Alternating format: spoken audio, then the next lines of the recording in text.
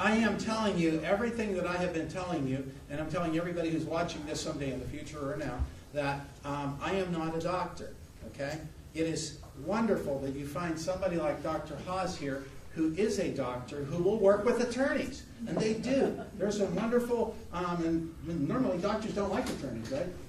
But Joe's fine. Anyway, but doctors and lawyers can work together and cause a significant amount of progress. So when Dr. Haas and I work together, he and I will come up with some kind of a plan, and we'll assess this person, and he'll have a treatment strategy, and he gives it to me, and I put it in legalese, and I take it to the court. So now what else is happening here? The legal profession and the medical profession are working together so that we create a better solution. Dr. Haas can probably tell you that he has found more compliance with a client that I referred to him than a patient who may have come off the street because of that freedom issue, right? Yes.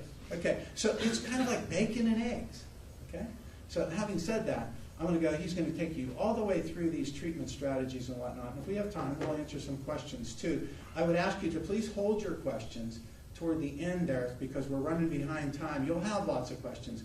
We're available to answer questions all the time, but I'm just going to say it is a distinct honor and what a privilege we have, Doctor. I know this was a busy day for you. Thank you so much for coming here. Thank you.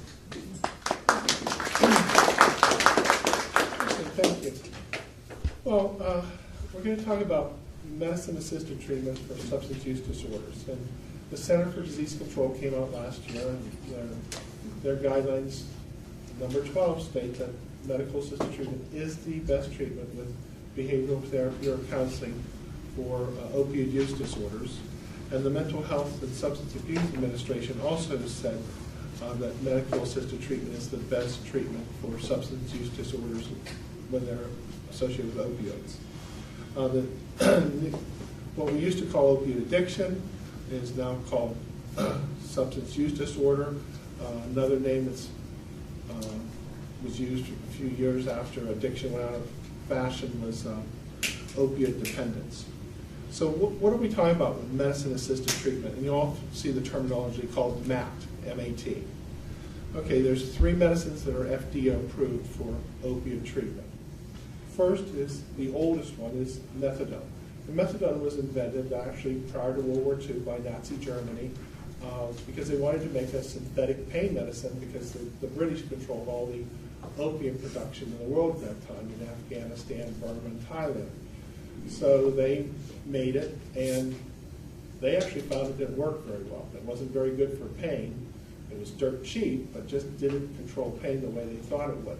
And that's because even though it's a long-acting medicine, it stays in your body at high levels for a day or two. To control pain, for some reason, it has to be taken like 3 or 4 times a day.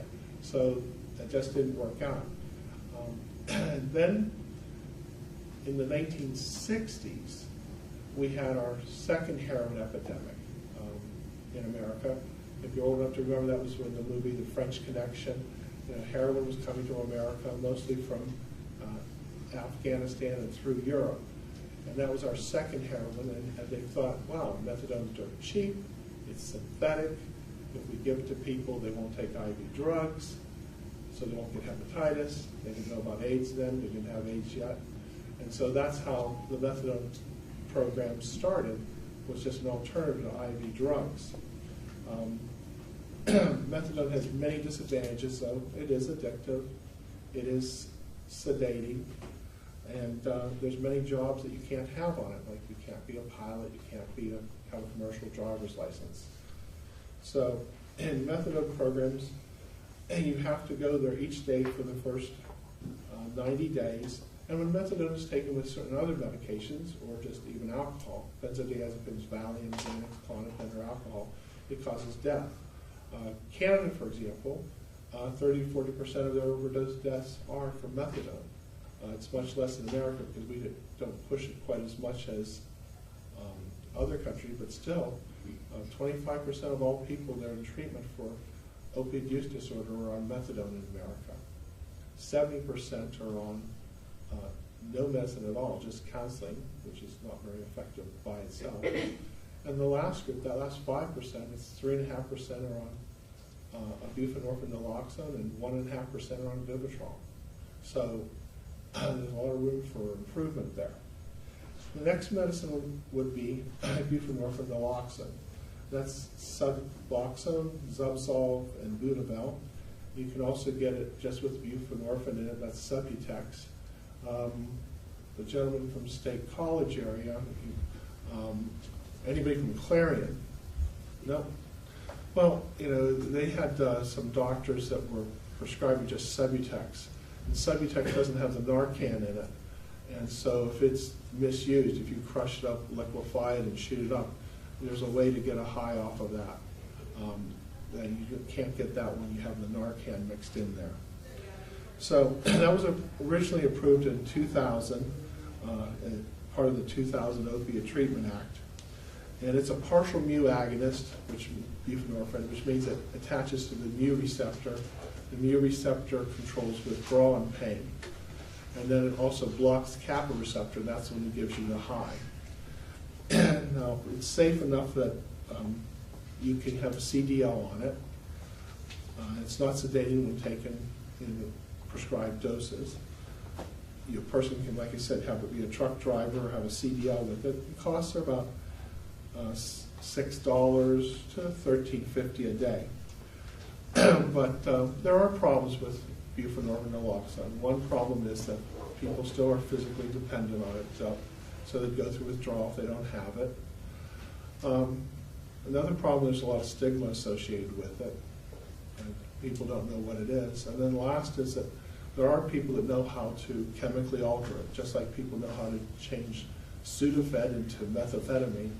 There's people that know how to take buprenorphine and they chemically alter it so that they destroy the Narcan and change the buprenorphine to a more potent substance. The last step of that is you have to mix it with acid before you shoot it up into your arm. And I remember talking to a lady a couple of years ago. I said, you mix it with acid. And she said, oh, you're a doctor. You should know. Vinegar's an acid. You don't need a very strong acid. Just mix it with vinegar and then shoot that up into your arm. I don't know how he comes up with these ideas. The last is of the three medications that are FDA approved are naltrexone, Vivitrol. And it was FDA approved originally for alcohol dependence, but back in 2006. But what they found is that people that had mixed substance use disorders, that they had an opiate problem and an alcohol problem, they started not to take opioids. They lost their cravings for opioids. So they went back and then it got FDA approved for opiate use disorder. Back that time it's called opiate dependence. And this medication is basically a long-acting Narcan.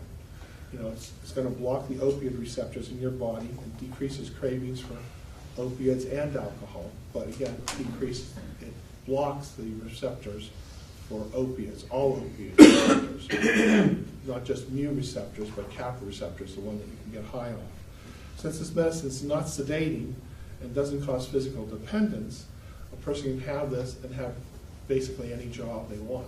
So they can be a truck driver, they can be a pilot, they can be anything. This is important. For example, in certain states, you can't be a registered nurse in Pennsylvania with an active license and be on buprenorphine, naloxone, or methadone.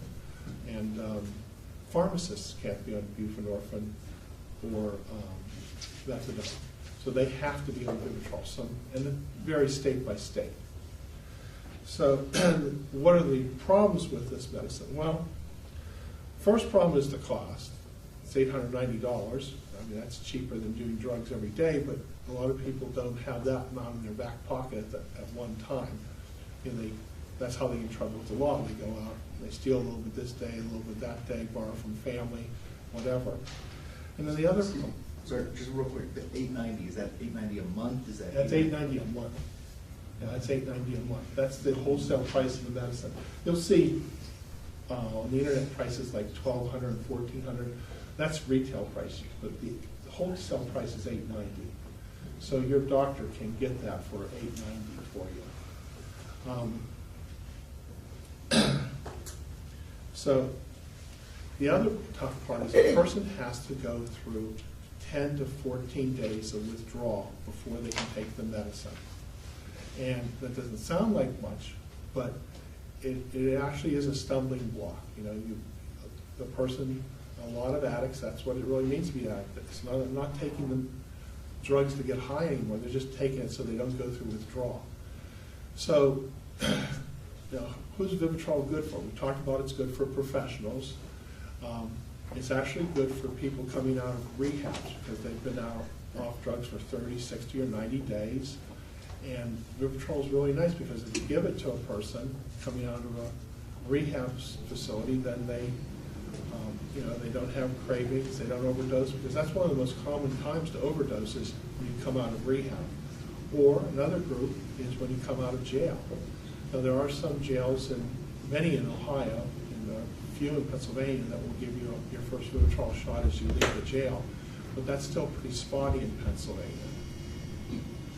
So, that's the advantages and the disadvantages of Vivitrol. And when you started, that person, like I said, they're off the drugs for 10 to 14 days. They come in and see you, you do a history and physical, and you check their urine for opioids. You give them a test dose of oral naltrexone. You watch them for an hour, hour and a half. Then you give them a shot. The shot's in the buttocks. Then you watch them for another hour, an hour and a half to make sure they don't have a reaction. Because remember, since you're giving them basically a long-acting Narcan, you're going to put them into terrible withdrawal if they have opiates on board.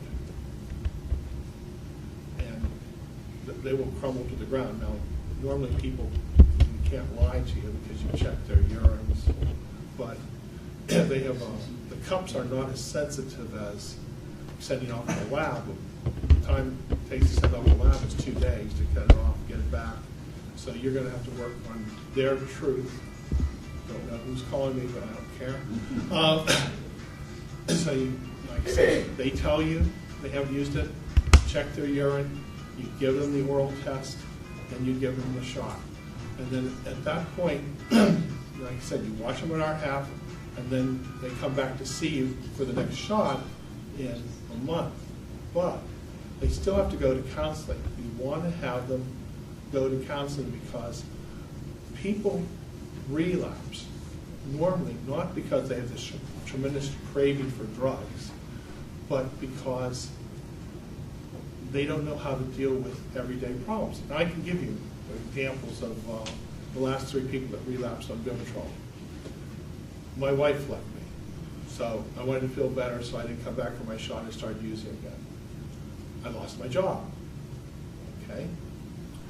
Well, there's birthday parties. Everybody uses heroin and cocaine at birthday parties. And there's a really big birthday party. My friend was turning 21, so I didn't come back so I could use the cocaine and the heroin. So those are 3 examples. So you want them to go to counseling to learn that's not how you have fun. That's not how you take care of being upset or depressed. Okay? I've got to tell you that if a person goes to counseling, takes their medication, and gets a job, they'll do even better. If somebody has something to succeed for, something to keep them busy, that works better. So, we want to have your clients just not take the medicine and go to counseling, but you want to have them get a job, or if they're younger, have them go to school, go to college or trade school. You want them to be succeeding for something. Okay.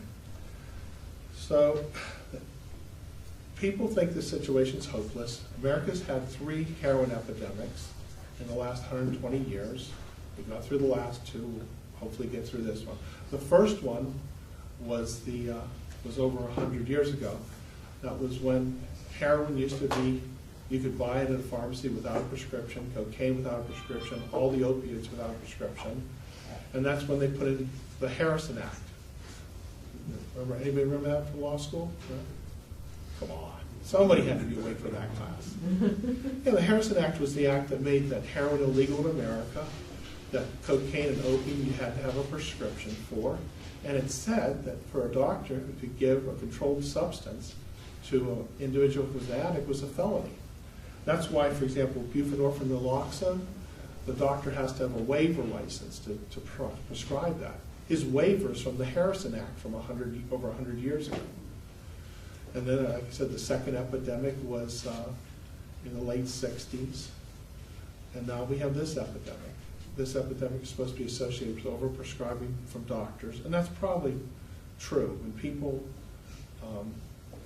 become addicted to opiates or heroin, the vast majority of them have already become addicted to prescription drugs. But the real gateway drugs, there's multiple gateway drugs. The true gateway drug is probably cigarettes.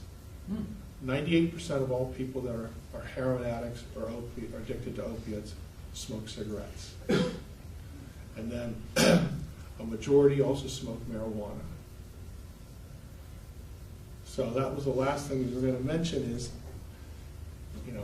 everybody talks about now, at least on the news, marijuana's safe, it's fine, let's legalize it.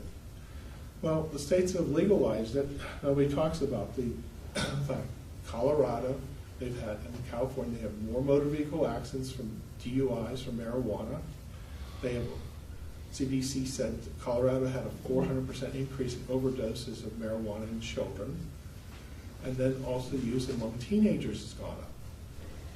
And this is because these marijuanas have been selected to be stronger and stronger levels of, and higher levels of THC in them. It's not like marijuana was 30 or 40 years ago where it was very little THC in it. And then also people make different things. They make extracts that are oils or waxes that can be 50, 60, 70, even 90% THC. And with these higher levels, people can become addicted. They can overdose on it. I had a patient a couple months ago. He got some and he just passed out. He just went out. Some of the patients get psychosis from it and they end up on the psych ward for a few days. So it's not ideal. Not ideal. It's not that we're going to do marijuana and everything's going to be all right.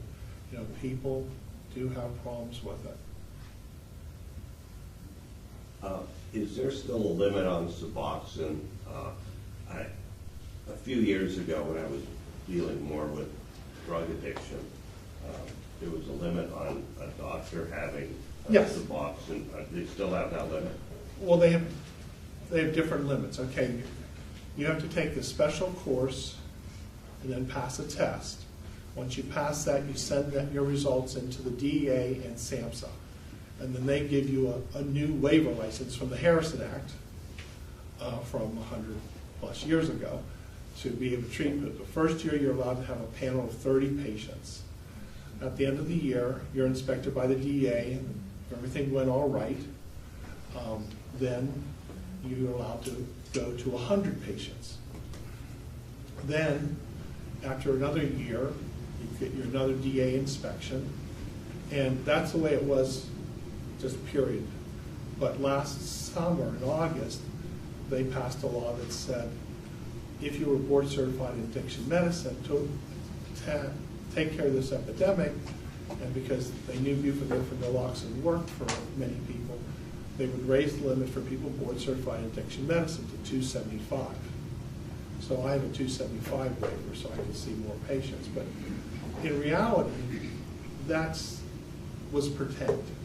For example, here in Pennsylvania, from here until you jump in Lake Erie, how many board certified doctors are there for addiction medicine in Western Pennsylvania? Just a handful. That's right. Just a handful. 5. Between this county and Lake Erie, including this county, 5. Can you,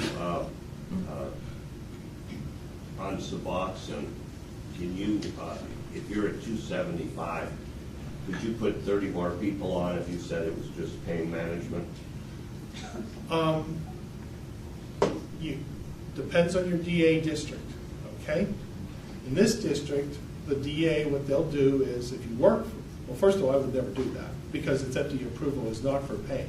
Its FDA approval is for opiate dependence. But I do know a doctor who did that up in Erie. He had 100 patients on it, and they had 300 patients on it for pain. So, amazingly enough, in this area, the DA didn't arrest him. What they did is they went to his employer, and they had him fired. And he went and worked for another hospital system, and they went to his employer, and they had him fired. Well, Again. Yeah, I mean, they've prosecuted doctors in Pennsylvania. Actually, if you look at it, they ended up not really prosecuting for that. They prosecuted for other things. Like Yeah. Radecki had 1,000 people on it. If you look at his prosecution, it wasn't really for that. They got him on other things. But yeah, when they initially say they did it for that, but if you look at the charges he charged with and convicted on, they weren't. It just seems kind of dumb. Get yourself certified, and then they say, okay, deal with the epidemic, and they say, here's your limit. Well, we're the only country in the world that does that. But a lot of people must do a really poor job, because that DA inspection, I can remember the first one we had, and the letter, literally, the first line says, we have the right to come in with our guns, but if you ask us not to, we won't bring our guns in. And the second line is that anything criminal in nature we find will be used in your prosecution. And so you're scared to death when those guys come in, and then they come in and it's like, do you see patients for opioid dependence? Yes. Do you write for Suboxone for pain? No. Do you go over your 100 patient limit? No. Do you actually see the patients? Yes, sir. Do you write a progress note? Yes, sir. Do you do urine drug screens? Yes, sir. Do you do random urine drug screens? Yes, sir. I mean, it's not really anything very tough at all. And then do you make a copy of your prescriptions? Yes, sir. When you start people on Suboxone, do you watch them for 2 hours? Yes, sir. Okay, you got 100%. Good. That was it. So that then they inspect your charts and see if what you said is true. But like I said, the problem is that a lot of people don't know about buprenorphine naloxone, and you do have restrictions on your job. So that's why it's nicer if you can get people on Vivitrol, because it's not addictive, and they can have any kind of employment, and there's no stigma on it, and you'll never pick it up on a urine drug screen. So you can go ahead. I don't know how complicated this is, but so if someone takes, say, the Vivitrol at $890 per month, I'm sure their history has a lot to do with it, but are you able to get them off of that? How long do they need to use that medication? Okay. There's no good studies that say how long you have to be on, but in general, the SAMHSA site says the longer you're on, the better.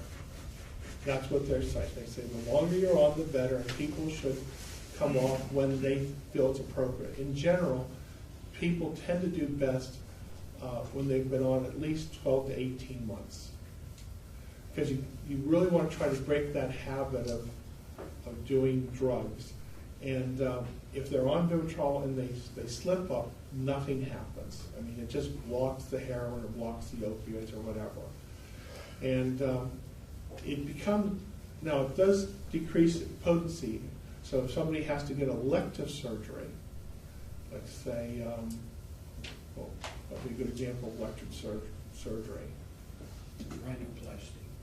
Rhinoplasty, good example. Not that I would ever consider. Okay. Actually, any cosmetic surgery would be elective. What you do is you wait to the very end of that month. So the last couple days of the month, the Vivitrol doses were very low. You go in and you have your surgery. On the other hand, let's say it's not elective surgery. My sister's a trauma surgeon, and she actually, does this with me, covers for me. She has all the special licenses because so many of the people that come in to see her just got smashed in a car or a motorcycle because they were using alcohol or opioid or some other substance use. But anyway, you can overcome Vivitrol with IV fentanyl. Remember the people overdose? You've seen that all in the past couple of months because fentanyl is in micrograms. Not like milligrams like oxycodone or grams like heroin. It's given in micrograms, so it's 1,000 times more powerful. So if somebody has to have pain relief and has to have control, you give them fentanyl, and that takes care of their pain And then when they're done, then they go, and they're back on their Vivitrol. It's still on board to protect them. Yes? And doctor, there are other alternative analgesics too. Yes, That that's we- exactly right. There's regional blocks, there's epidurals, there's nonsteroidals, there's Tylenol, and then also, you know, the new guidelines talk about non-opioid pain medicines, things like Lyrica.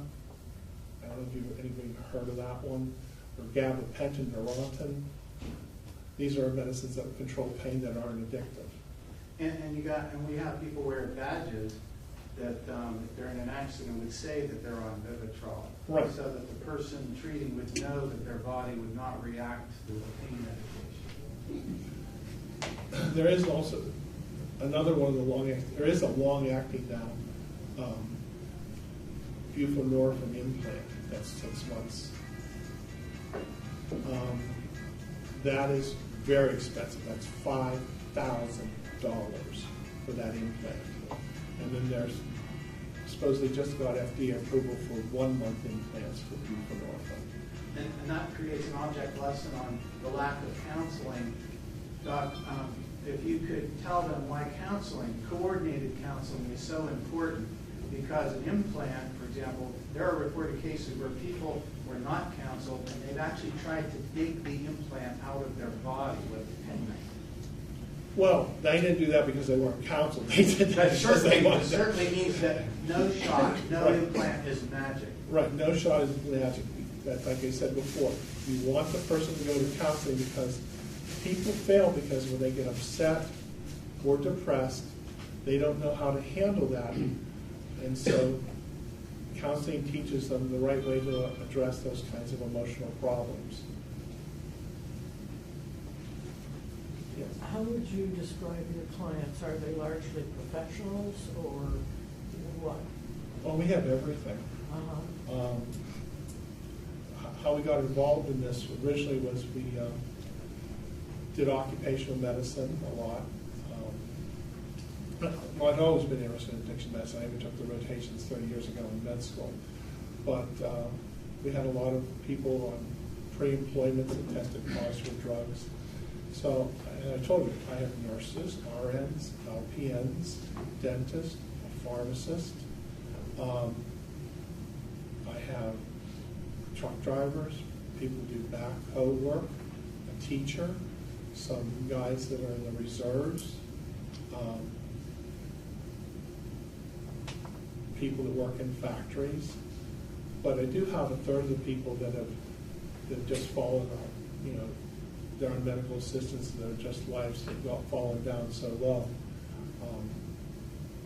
that they don't want to try, because when you have multiple felony convictions, nobody really wants to hire them for anything except minimum wage jobs, and they can do better on medical assistance and welfare. And then a lot of them apply for Social Security disability. You can get, if you're an alcoholic or a drug addict, you can get on Social Security disability as early as 21.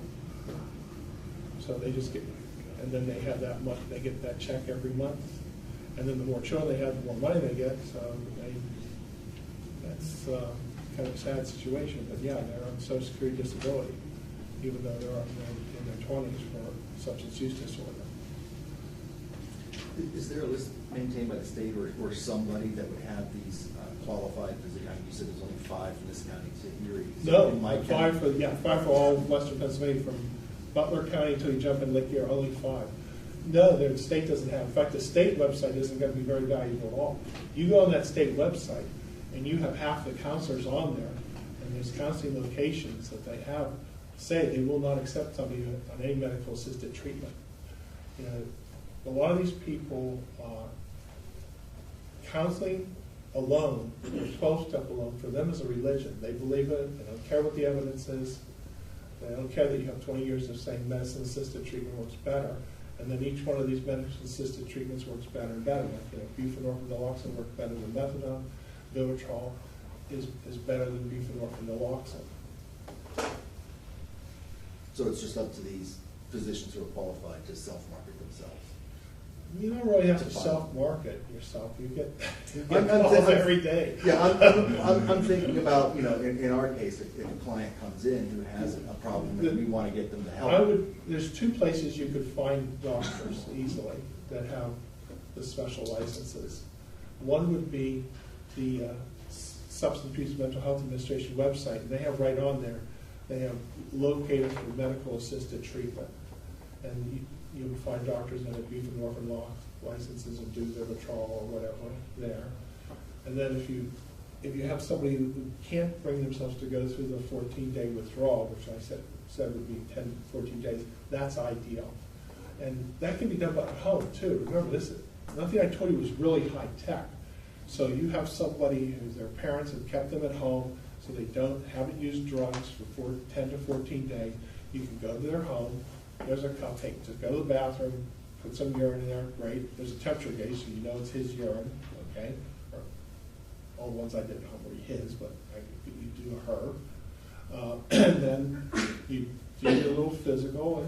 And you give him an oral naltrexone. You watch him for an hour. And like I said, in this case, the mom and dad were there. He was fine. You give him the shot. Watch him another hour. Fine. Parents are really happy. So the other place looking for beef and orphan naloxone would be like that Suboxone. They have it there too. But that initial visit is the tough part because of the finances. It's so expensive. And now, under the Affordable Care Act, remember many people have huge deductibles, $2,000, $3,000, $4,000, $5,000, $7,000 deductibles. So they're going to be paying out of pocket for those first 6 or 7 shots. The shots also require prior authorization, and that's a tough part too, because like Highmark, they're the easy to deal with. They only have one pharmacy for all of West Virginia, Pennsylvania, and Ohio where you're allowed to get your medicine from your Vivitrol shots. You have to get it from a Walgreens in Ohio, and they'll mail it overnight to the doctor, and he gives it. Okay. Any other questions? Yes. Doctor, back in the day when I had hair and everything, we learned that heroin was something in school they taught us. That heroin public education taught us that heroin was a disease or an addiction, that there really wasn't a good prognosis. The phrase that I was taught was, you can't cure heroin addiction. Now that was many, many, many, many years ago. I'm sure that with the passage of time, is that still valid, invalid, semi-valid? Well, these treatments all help. Like I said, as you go through the newer ones, that they help more. So they get off of heroin.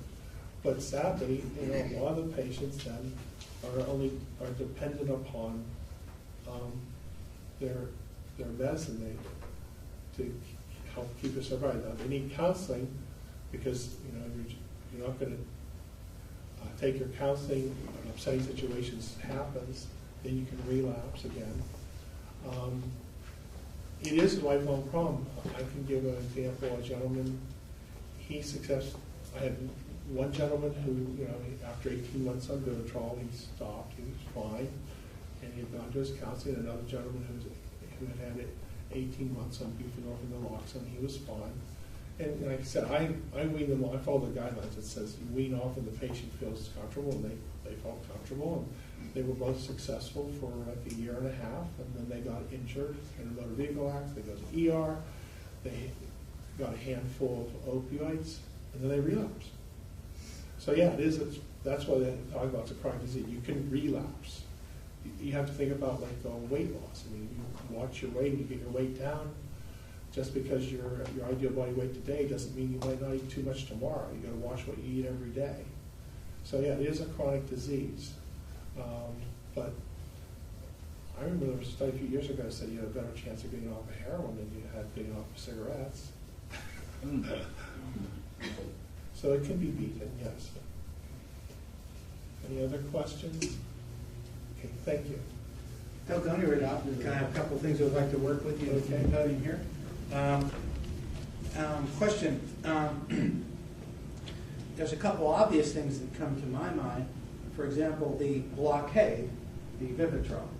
When we say blockade, and by the way, I wrote it on a poem in my hand. Let's do a closing argument, a little poem in my hand. The mu receptor is the withdrawal receptor. Right.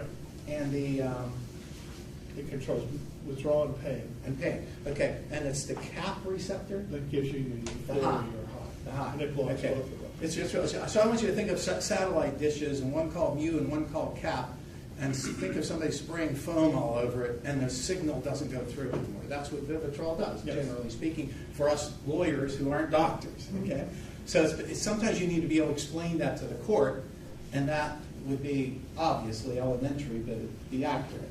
Right. Okay, so now that we have the blockade spraying those receptors, we know that the badge alerts a medical provider if you're in pain, you just got crunched by a motorcycle or something, or in a motorcycle. We also know that you have the alternative analgesics and the epidurals and renal blocks. the intravenous. However, that blockade is probably impenetrable. In fact, the black box, Vivitrol, once upon a time was used with a black box on it, right? FDA. Well, we can check to see. Well, okay, now my recollection was, while you're looking that up, I went to Dr. Robert Woolhammer. Is he Yeah. one of the five? No. Okay, so we have Dr. Robert Woolhammer in here, and he's one of the first persons I worked with. And Dr. Woolhammer basically told me, Angelo, we were talking about Revy at the time. He says, they're talking about an injectable substance someday. Man, if that ever happens, we're really going to make some progress. And of course, that came out later. My recollection is October 10th, 2011. FDA approved Vivitrol for the opiates too. And it was the injectable blockade. That it is a blockade, and I think it's important. It was a black box? Not now. Well, it was once upon a time. Okay. Anyway, it was black box, meaning that the blockade had some warnings on it, including if someone's self-medicating and wants to destroy themselves, they're going to try to overcome that blockade. There's not that many cases, but some people could try. Yeah, Right? you keep taking enough, you can finally overcome To it. get high, and then you're probably going to overdose. Yes. Okay. So obviously, coordinated counseling, that's an accurate need, okay, for that issue. We also have the other issue is, how many people in here ever had a cold this past winter? I actually got one toward the end. How many people had a cold this winter? Okay, and you took something for it. How many people took something for a cold this winter or in the past 2 winters? Okay. And how many of you did not complete the prescription? I never do. When I start feeling good, I quit taking it. Many times a person can be saying, I feel so good, I don't need this anymore, right? Yes. So those are two recognized needs for the coordinated counseling. Now, the doctor talked to you about the addiction industry. I hate to say it as an industry. It's a profession. It's a healing profession. But let's think in terms of industry. As an industry, we know something that you probably were as shocked as I was. And today, I actually got more shocked than you worked together for years. That there's only 5 between here and jumping in Lake Erie. Right. So we know that it's an industry that doesn't have too many people in it. I would think that probably because it's so hard to cure people, it's so hard to get people who can afford to pay you. So all those things I would think that would keep the industry low, right? I don't know why. I know lots of people don't see it as a call. Anyway, but now with the medicine-assisted treatment, it has basically become a game changer. But, and this is so important for, I think, you guys not to escape this. Doctor, if I were some smart aleck lawyer, okay, and I'm a person who wants to make sure everybody comes and hires me, and I want to brag that I'm going to get you out of going to jail, and I come in and I could say the word treatment, that I have a person in drug treatment, and if the judge analyzed that no further than that word treatment, and I were telling the truth, that would be possible in this industry, right? Yes. And that treatment might mean they talk to me once or twice. Yes. That treatment might mean I take methadone daily, 94 milligrams a day. That's a case I have once, okay? That treatment could mean that too. Yes. That treatment might mean that person in methadone would never believe or ever let anyone go near Suboxone because they say methadone's better. Some people. If you're the methadone, I guess. Thank you. That's my point.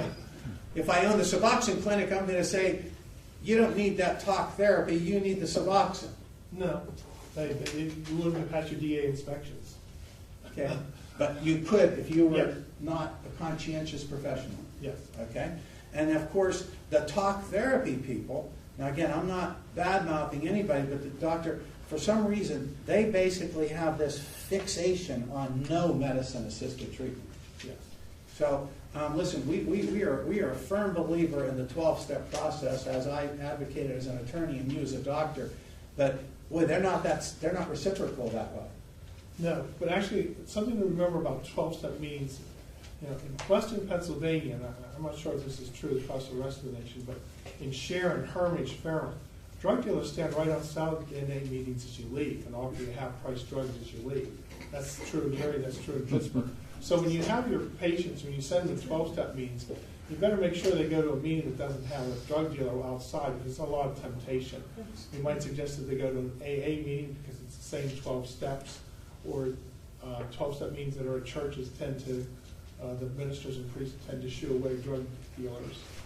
So that's something. There's other things, and he brought up an important point. He talked about Riva, and did any of you know what he was talking about? No? There's actually a naltrexone tablet that you can take once a day to decrease the desire for alcohol and opiates.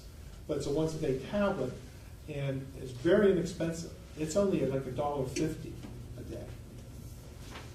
But the problem is that some people, since they only take it once a day, if there's a party this weekend, they say, well, just don't take it on Friday, I'll be okay for Saturday, go to the party, I'll be able to get high. And that's why, but if you have a patient that can't afford the Vivitrol, and they have family that will help them, that make sure they take it every day, that's an inexpensive way of getting the medication. Rather than paying $890, we're talking about $30 to $45 a month. And we have come upon a time where I've seen this go from there was no injectable blockade. And by the way, I was mispronouncing it all these years. I've been calling it Revia. Vivitrol.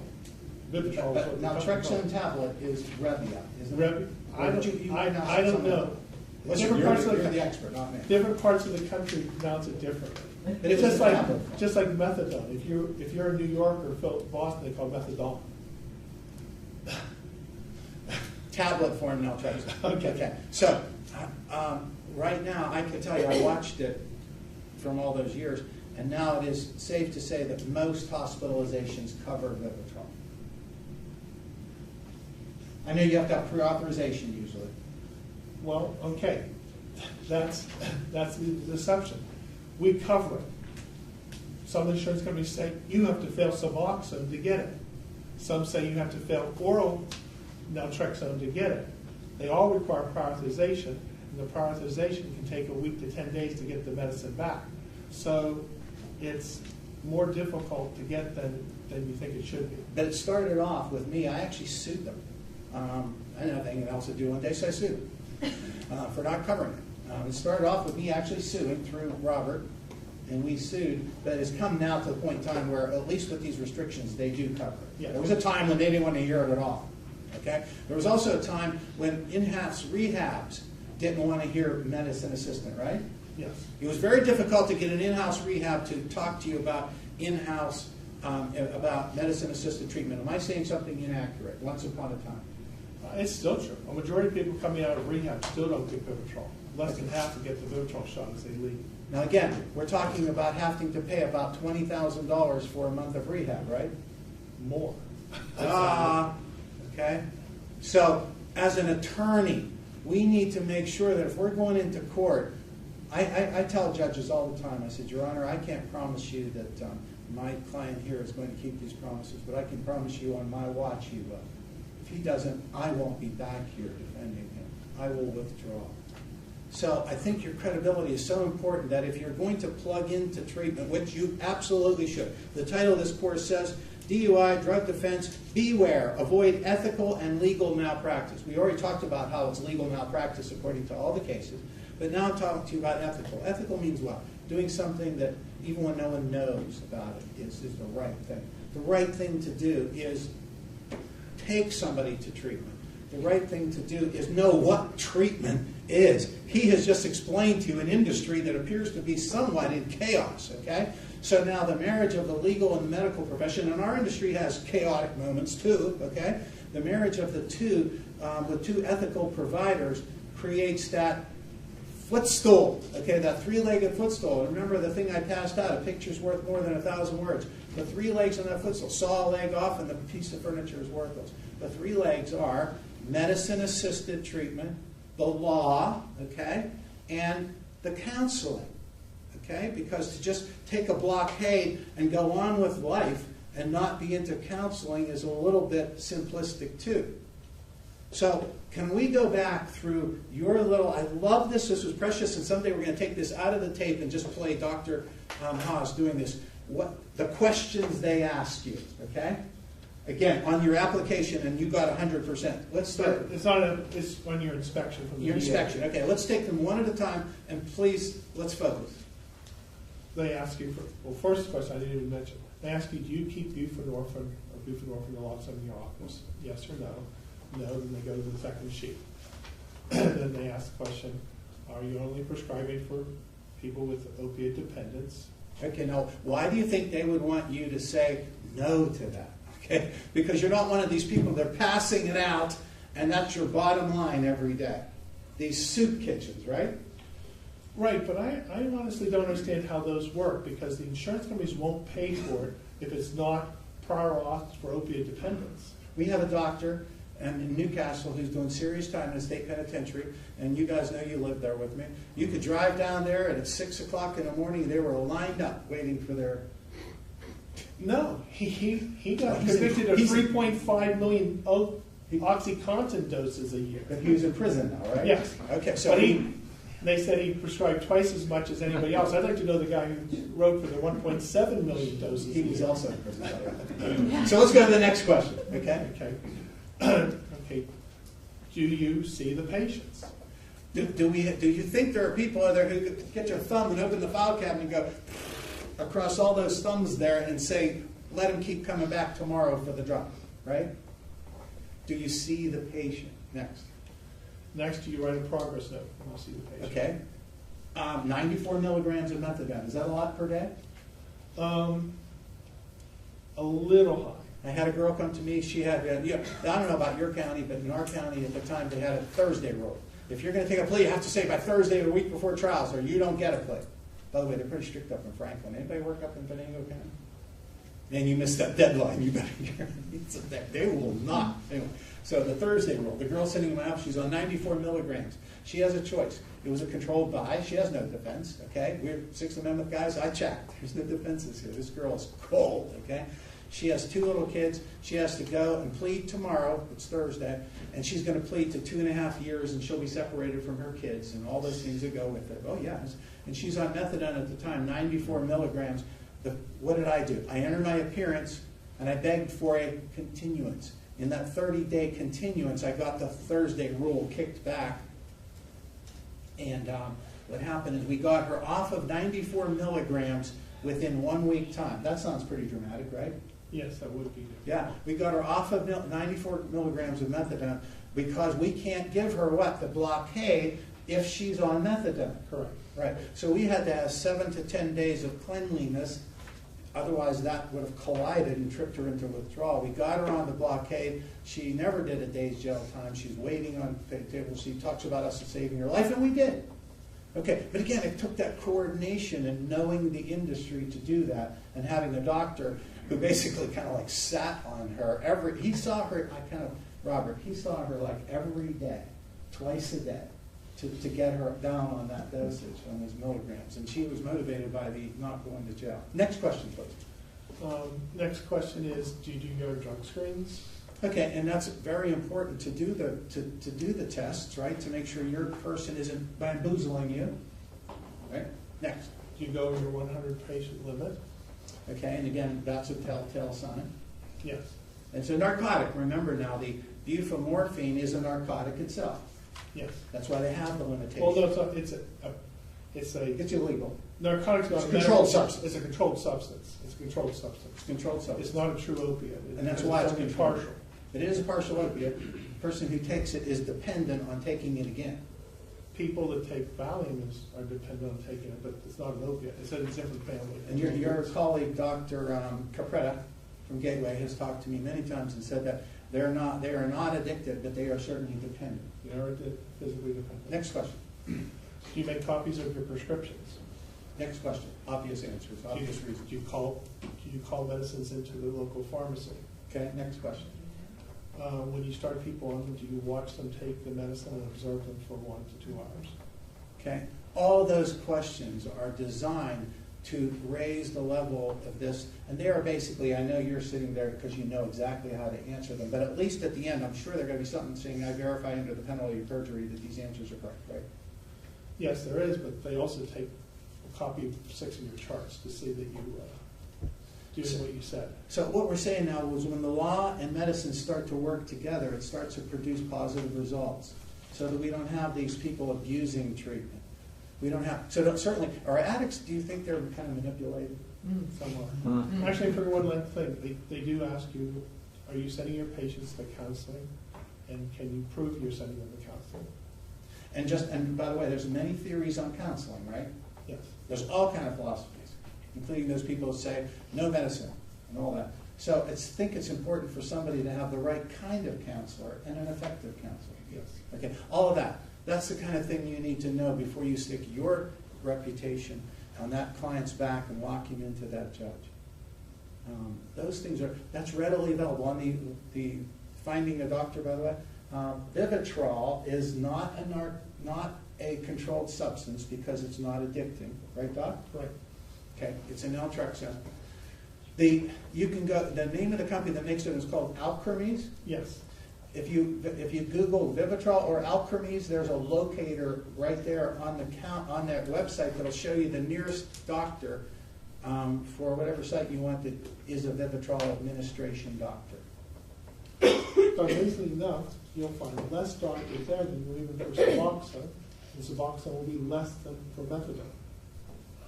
Because, like you said, the prior is such a hurdle that most of the people don't like to do the power authorization.